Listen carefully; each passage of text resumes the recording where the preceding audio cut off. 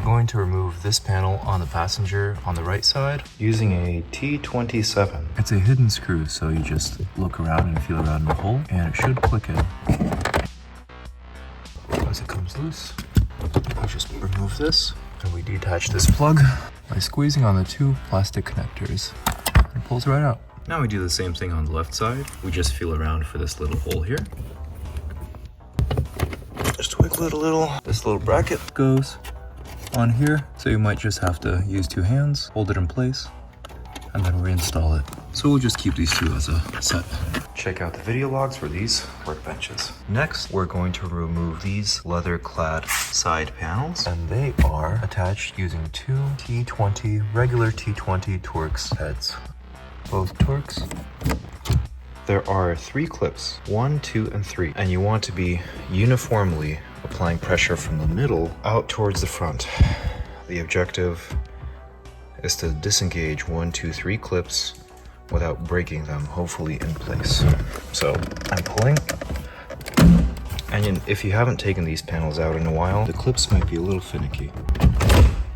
There we go. Successfully broken none of them. Do the driver's side. And stay organized to make life easy.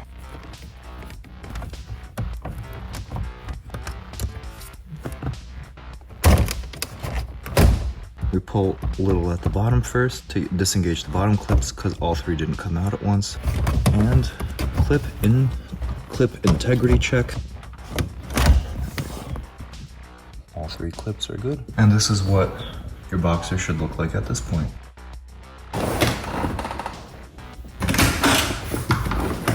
Here, and press it. Just align the 3. Lower it, and then there we go, and boom. Let's take the top and the bottom. No need to over tighten. Reconnect the cigarette plug. Swapping over to T27. Clip has broken up or slipped off, no worries. Just get it on there. Get your carpet piece in position. Get it under. Get your gentle power tool. There we go.